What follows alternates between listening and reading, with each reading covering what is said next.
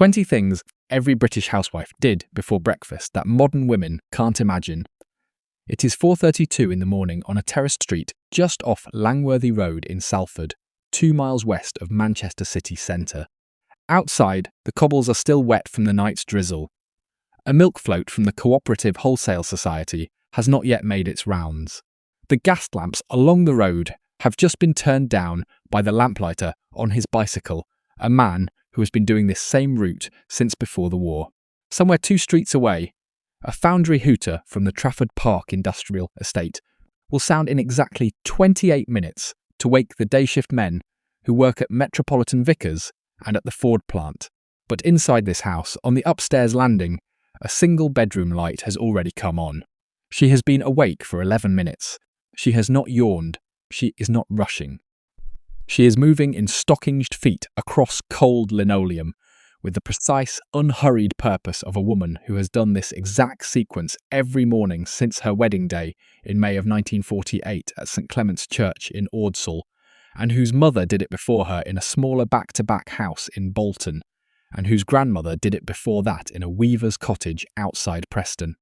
Before her husband stirs, before her 3 children's feet hit the floorboards, before the postman, the milkman, or the wireless, before the BBC Home Service crackles to life at 6 o'clock with the shipping forecast from Broadcasting House in London, she will have done 20 separate things. 20 things that the modern woman with her dishwasher and her tumble dryer and her app that orders the groceries from Tesco simply cannot imagine doing before breakfast. I want to tell you about all 20. But before I do, I have to warn you about one of them. One of these 20 habits, the strangest one, the simplest one, the one that sounds almost like she was wasting time when there was so much else to do, is the one that historians at the Institute of Historical Research in Bloomsbury and behavioural scientists at University College London now point to as the single most important thing she did all day. It is the reason these women carried entire households through coal rationing, 2 world wars, the Great Smog of 1952 and the bitter winter of 1947, when the snow did not melt for 2 months and the Thames froze over at Windsor. I will tell you which one it is, but not yet. Stay with me to the end, because if you leave before I get to it, you will miss the part that explains everything else. This is what she did. The first thing. She raked out the cold ashes from the parlour fireplace. Bare hands, no gloves, an iron ash pail beside her on the hearthrug. The grate had to be cold and clean before a new fire could be laid. In 1953, the average British household burned around 3 tons of coal a year, and most of that came through this one fireplace and the kitchen range. A poorly raked grate wasted heat. Wasted heat meant wasted coal. Wasted coal meant money the family did not have, because 100 weight of best house coal from the local merchant cost around 3 shillings and 6pence, close to £2 in today's money, and they bought it by the sack. The second thing, she laid the fire. Newspaper twisted into tight spills, the Manchester Guardian from yesterday, or the Daily Mirror, or whatever had come through the door. Kindling crossed in a small lattice, coal placed, not dropped, in a precise pyramid. A match struck once, never twice. She knew how to lay a fire that would catch on the first attempt, because a second attempt meant she was already behind, and she was never behind. Her mother had taught her this when she was 9 years old, kneeling on the same kind of hearthrug in a different house, and she had taught her own daughter the same thing in her turn. The third thing. She lit the kitchen range. This was a different fire entirely. The cast iron range, usually a Yorkist or a Beeston boiler in this part of Lancashire, was the heart of the house. It heated the water through a back boiler. It cooked the meals. It dried the washing on a wet day. It even, on the coldest nights, kept the kitchen warm enough to take the chill off the morning. If the range was not lit by 5:30, there would be no hot water for her husband's shave, no tea by 7, no porridge for the children before school. The range was the engine. She was the engineer. The fourth thing, she filled the kettle from the single cold tap at the stone sink and set it on the range. Not for her own cup, not yet. The first kettle of the day was for the household, for washing, for shaving, for the teapot. Her cup would come later, and only after everyone else's needs had been met. She did not call this any of the things we would call it now. She did not call it caregiver burden or invisible labour or domestic load. She called it getting on with it. The fifth thing. She unlatched the front door and brought in the milk. 2 glass pint bottles from the local dairy in Eccles, left on the doorstep by the milkman sometime between 4 and 5 in the morning. She lifted each one to the light from the hallway and checked the cream line at the neck. In the days before homogenization, the cream rose to the top of the bottle overnight, and the depth of that cream told her exactly what kind of milk she had been given. Gold Top from a Channel Island herd had a thick yellow inch of cream, Silver Top had a thinner band, and Pasteurized Standard had less still. The cream was for her husband's tea and the children's porridge, and the rich bit at the top would be skimmed off into a small jug for Sunday's trifle. Nothing was wasted. Nothing could be. Britain had only come off food rationing in July of 1954, and the habits of 14 years of careful management did not fade overnight. The sixth thing. She set the porridge on. Steel-cut oats from a sack in the larder, Scott's porridge oats, or the slightly cheaper sort from the co-op, water and a small splash of milk, a pinch of salt. Never sugar. Sugar on porridge was a southern habit, and indulgence besides, and indulgences were for Sundays. The porridge needed 25 minutes of slow cooking on the side of the range to come right. She started it now, so it would be soft and warm by the time the children sat down at 7:20. What she did not know, what nobody told her, because the science would not exist in proper form for another 40 years, was that the slow-cooked steel-cut oats she made every morning have a glycemic index of around 52. The instant porridge sachets her granddaughter will buy at the Sainsbury's on Regent Road in 2026 have a glycemic index above 75. Her children walked into Higher Broughton Primary School with stable blood sugar that would carry them through to the school dinner bell at midday. They concentrated better. They behaved better. Their teachers commented on it without ever knowing why. She just knew that proper porridge was what a proper morning required. The seventh thing. She emptied the chamber pots. I am not going to skip this one, because nostalgia tends to skip it, and that is not honest. In Salford in the 1950s, as in most northern English terraced housing built before the First World War, the lavatory was outdoors. A small brick outhouse at the end of the yard, shared in some cases between 2 houses. In winter, the seat froze. In summer, the smell was something else entirely. At night, nobody went out there. Chamber pots, usually plain white enamel, sometimes a cracked Wedgwood one inherited from somebody's mother, lived under the bed. She emptied them every morning into the outhouse, rinsed them with a splash of cold water and a touch of vinegar to keep them sweet, and returned them to their places. She did not complain about this. She did not announce it. It was the part of the morning that nobody saw and nobody acknowledged, and she did it anyway. The eighth thing. On certain mornings, usually a Monday or a Friday, she blackleaded the range. A small tin of zebrite or cherry blossom blacking, a stiff brush, and 10 minutes of patient buffing turned the cast iron from a dull grey to a deep, almost wet-looking black. The range was the centrepiece of the kitchen. Visitors would see it. Her mother-in-law would see it on Sunday when she came round for tea. It had to look like it was loved, because it was, and because a polished range was a sign that the woman of the house had not let standards slip. The ninth thing. She donkey-stoned the front step. This one is almost forgotten now, but it was once the single most visible act of housekeeping in industrial northern England, from Manchester to Leeds to Sheffield to Bradford. A donkey stone was a small block of compressed sandstone, scouring powder and bleach, sold by rag-and-bone men from carts in the back alleys for a few pennies, or in exchange for old clothes and bones for the glue factories. The name came from the trademark donkey stamped on the side by the firm of Eli Whalley in Ashton-under-Lyne, which made them by the thousand. She would wet the front doorstep, rub the stone across it in firm strokes, and leave behind a clean cream white or yellow edge that the rain would not wash away for days. Why? Because the step faced the street. The neighbours saw it. A grey step meant a woman who was letting things slip. A bright step meant a house that was held together. Anthropologists and social historians at the University of Manchester have a name for this now. They call it visible respectability labour. She just called it doing the step, and every woman on the road did hers. If yours was the only grey step on the street by Tuesday, you would hear about it from your own mother by Wednesday. The 10th thing. She put the washing in to soak. Monday was the great washing day across most of working-class Britain, a tradition so universal that the smell of Monday morning in a northern street was the smell of boiling soap and wet wool. But the soaks started before breakfast every wash day. Whites went into one zinc tub with a handful of soda crystals. Collards went into another. Her husband's shirt collars and cuffs got a separate treatment with a paste of soap and washing soda rubbed in with a small brush. There was no automatic washing machine in this house, and there would not be one until 1963. There was a copper boiler in the scullery, a wooden dolly stick to agitate the clothes, a hand-crank mangle in the yard for wringing them out, and her two hands. Halfway through this video, I want to pause and remind you of something. I told you at the start that one of these 20 habits, a quiet, almost invisible one, is the one that researchers now say mattered most. We are not there yet.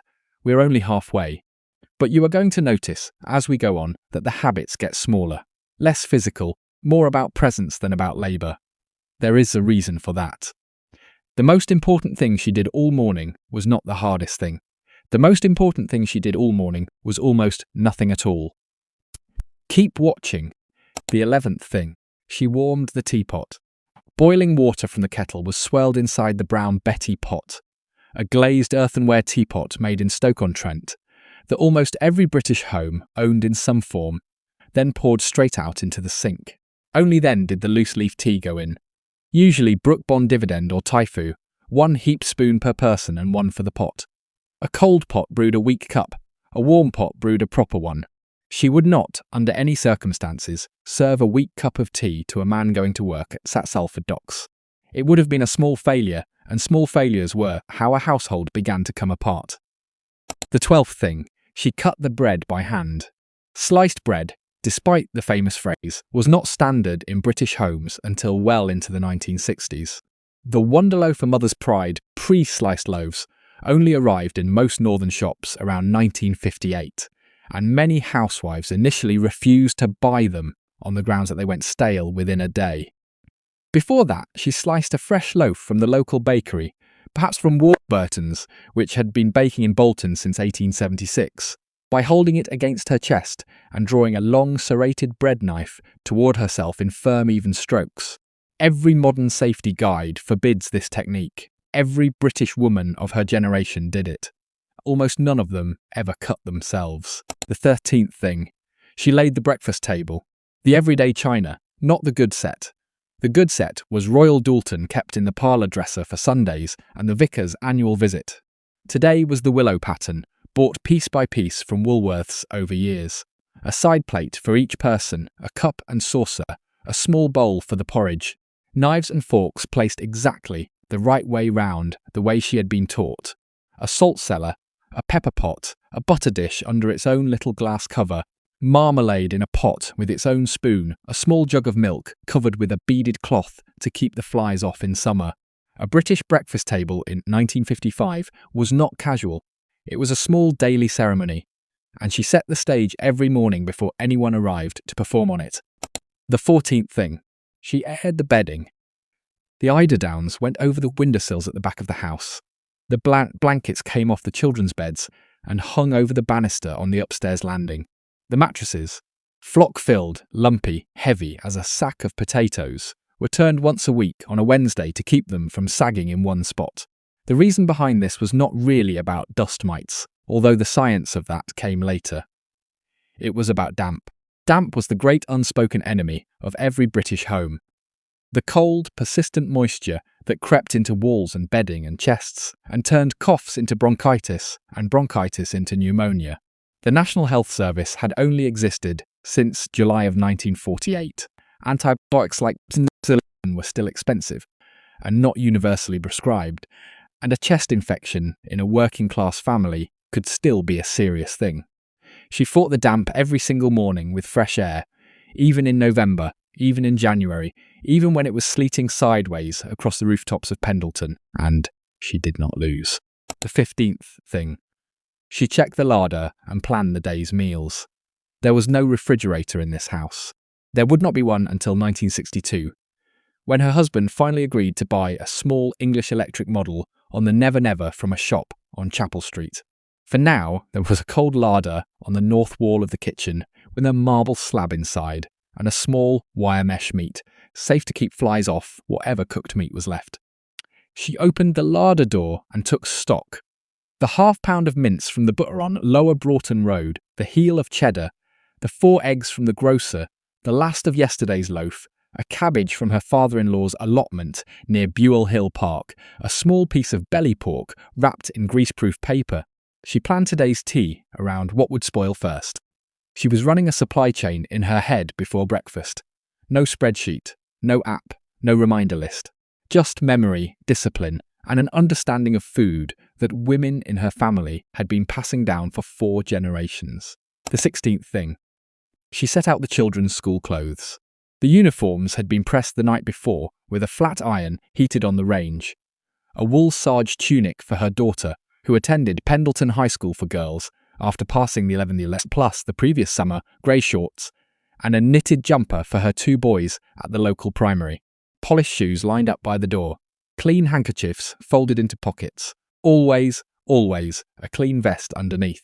A child going out into the Manchester rain in a damp vest was a child catching a cold by Wednesday and missing school by Friday, and missed school was a failure in the eyes of the headmaster and in her own.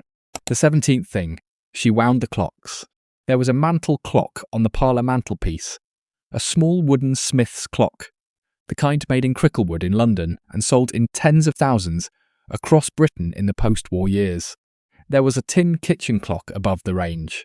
There was in the front hall a long-case grandfather clock that had come from her husband's family in Lancaster, made by a clockmaker called William Barker some time around 1830, and worth more than any other object in the house. Each had its own key. Each needed a specific number of turns, too few, and it would stop by evening, too many, and the spring would snap. Some were wound every morning, some every other morning, some only on Sundays. She knew the schedule without writing it down. Time itself, in her house, ran because she made it run. The 18th thing. She warmed her husband's shirt and his slippers by the range. I want to stay on this one for a moment, because this is not about servitude, and I refuse to let any modern commentary frame it that way. This was a woman who had decided, in her own mind, on her own terms, that the man she had married, a man who would shortly walk 3/4 of a mile to a job at Salford docks at the bottom of Trafford Road, and who would stand on his feet for 10 hours unloading cargo ships from West Africa and the Caribbean in cold, wet weather, would not put his arms into a cold shirt or his feet into cold slippers on a winter morning. Nobody asked her to do this. Nobody would have noticed if she had stopped. He would not have complained. He probably did not even know she did it. Not really. Not in the conscious way we know things. He just knew that his mornings felt a certain way, and that the way they felt was good, and that he was lucky in a way he could not quite put words to. That is what care looks like when nobody is watching. And almost everything she did that morning, almost every one of these 20 things, was care that nobody was watching. The 19th thing. She combed her hair, pinned it neatly into a low bun or a soft roll in the style of the day, and tied on a clean pinny over her day dress. She did not come downstairs in a dressing gown. She did not appear at the breakfast table, half assembled with sleep, still on her face. By the time the family came down, she was already dressed for the role she was about to play. The research on this, conducted at the University of Hertfordshire and published in the journal Social, Psychological and Personality Science, found that the simple act of dressing fully before beginning the day's work has measurable effects on mood and performance throughout the hours that follow. The researchers called it enclothed cognition. She just knew that you did not start the day looking like the night had not finished with you yet. And now we come to the 20th thing. This is the one I promised you at the very beginning. After the fires were lit, after the porridge was on, after the bedding was aired, and the larder checked, and the larder checked, and the table laid, and the clocks wound, and the slippers warmed, after every one of the other 19 things had been done, she did one last thing before she called the family down. She poured herself her first cup of tea from the warm pot. She walked through the scullery to the back door. She unlatched it, opened it about a hand's width, and stood there looking out at the small flagged yard. The brick wall, the coal bunker, the line where the washing would later hang, the slate roofs of the houses on the next street, the pale grey Manchester sky just beginning to brighten over the chimneys of the cotton mills along the Irwell. She stood there for 2 minutes, sometimes 3. She did not check anything. She did not list anything. She did not plan anything. She drank her tea. She looked at the sky. She listened to the milk float 2 streets away, the first tram clanking down Bury New Road on its way into town, a single blackbird in someone's privet hedge. That was it. That was the 20th thing. And here is what behavioural scientists and stress researchers at the Institute of Psychiatry in Camberwell, London, now know. What they have confirmed in dozens of peer-reviewed studies over the past 2 decades. The single most reliable predictor of whether a person will handle the stresses of a demanding day without becoming reactive, anxious, or exhausted is not how much they sleep, not what they eat for breakfast, not how much they exercise. It is whether they have a brief, unstructured period of stillness before the demands of the day begin. 2 to 5 minutes, eyes open, attention loose, no input. She had no name for this. She would have laughed at you, kindly, if you had told her she was regulating her parasympathetic nervous system. She would have called it having my tea before the day starts. Same thing, exactly the same thing. And it was the reason she could do all of the other 19 things, day after day, year after year, decade after decade, without breaking. The 2 minutes at the back door were not the smallest thing she did all morning. They were the thing that made every other thing possible. Now, I want you to think about your own morning. The phone reached for before your feet have touched the floor. The first email read before you have had a glass of water. The notifications, the headlines, the scroll. The coffee made by a machine in 40 seconds because you cannot spare 4 minutes. The breakfast eaten standing at the counter or skipped entirely. The school run accompanied by shouting about lost shoes. The rush, the noise, the strange feeling of being behind before the day has even properly started. She had no machine, she had no app, she had no shortcut. She had a coal fire to light and 3 chamber pots to empty, and a husband's shirt to warm, and a loaf of bread to slice against her chest. And yet, by every measure that matters, by every measure that the new science of stress and resilience can now actually quantify, her morning was calmer than yours. That is the thing. Modern women cannot imagine. Not the coal range, not the donkey stone, not the outhouse at the end of the yard in February. Those things are easy enough to picture, even if you would not want to live them. What is hard to picture is the stillness, the competence, the quiet, unshakable certainty of a woman who knew exactly what the next hour required of her and met it without panic, without resentment, and without an audience. That is what we lost somewhere between her morning and ours, and almost nobody warned us we would miss it. So here, one last time, is what she did. The ashes raked, the parlour fire laid, the kitchen range lit, the kettle on, the milk brought in and the cream line checked, the porridge set to slow cook, the chamber pots emptied, the range blackleaded on its appointed day, the front step donkey-stoned, the washing put in to soak, the teapot warmed, the bread cut by hand against her chest, the breakfast table laid with the everyday willow pattern china, the bedding aired against the Manchester damp, the larder checked and the day's meals planned, the school uniform set out and the polished shoes lined up by the door, the clocks wound across 3 rooms, the shirt and the slippers warmed by the range, the hair pinned and the clean pinny tied, and then, only then, the back door open by a hand's width, the first cup of tea, and the 2 minutes of looking at the sky over the chimneys of Salford. 20 things, every morning, without complaint, without applause, without anyone telling her that what she was doing was anything other than ordinary. Her family came down to a house that was already warm, already fed, already running like a clock she had wound with her own hands. They did not know what she had done in that hour before they appeared. They did not need to. They just felt it. And the strange thing, the thing I have come back to over and over again in making this, is that the modern world has not really replaced any of what she did. It has only hidden it. The labour got automated. The rituals got skipped. The 2 minutes at the back door got swallowed by the phone. And we tell ourselves we are freer now, and in many ways we are, and I would not trade modern medicine or modern opportunity or modern equality for any donkey stone step. But the calm, the order, the small unbroken ceremony of a house being readied for the people in it, that part we let slip without noticing it had gone. Tell me in the comments, what do you remember from your own mother's or your grandmother's morning? Was it the smell of bacon on a Sunday? The sound of the kettle whistling on a gas hob?